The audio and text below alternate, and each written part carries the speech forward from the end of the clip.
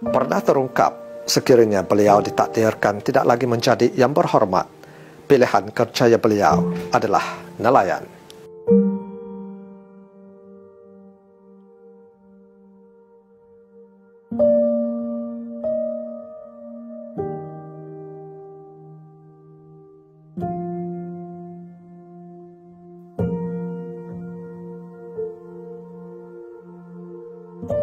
Dibesarkan di kampung Rusila, Marang, Terengganu, Abdul Hadi Awang, anak kelima daripada 9 beradik, mendapat pendidikan agama terus dari ayah beliau, Tuan Guru Haji Awang Muhammad, seorang guru agama dan imam di Masjid Rusila. Kepribadian, kematangan dan ketokohan Abdul Hadi banyak dipengaruhi pimpinan Ikhwanul Muslimin secara langsung.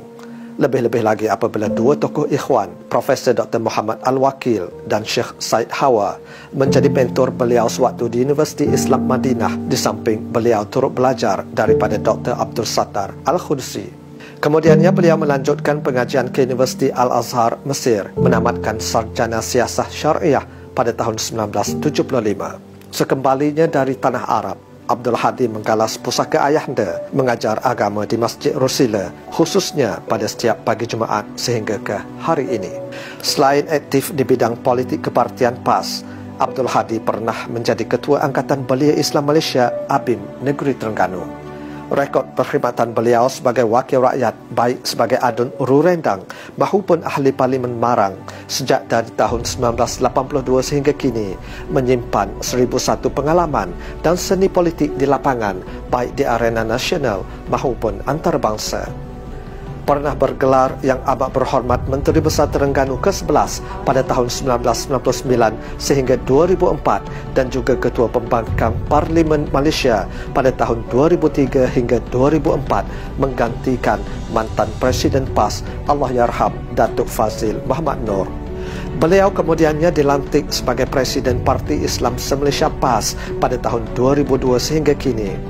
Ketokohan beliau diiktiraf di peringkat antarabangsa apabila Masjid Rusila telah dipilih sebagai venue Ijtima Antarabangsa Perpaduan Ummah pada tahun 1998. Rusila kemudiannya terus menjadi pilihan venue penganjuran Ijtima Antarabangsa Perpaduan Ummah kali kedua pada tahun 1993 dan terakhir pada Mac 2015. Will he one day lead Malaysia?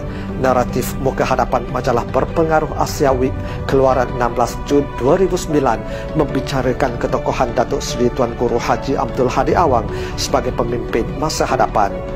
Sejak dari tahun 1970-an lagi, beliau telah mengumpul tidak kurang 146 judul penulisan termasuk karangan dalam bahasa Arab yang meliputi topik akidah, fiqh, tafsir, siasat syariah dan politik semasa.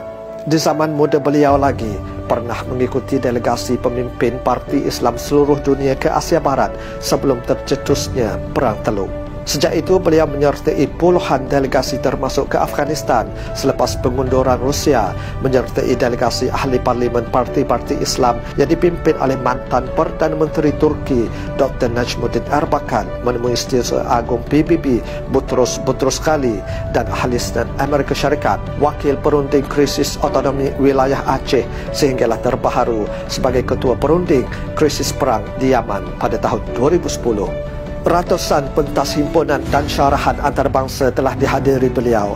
Sejak dari tahun 2016 sehingga kini, nama beliau tersenarai di kalangan 500 Muslim paling berpengaruh oleh The Royal Islamic Strategic Studies Center yang berpangkalan di Amman, Jordan, di bawah kategori pendakwah dan pembimbing rohani.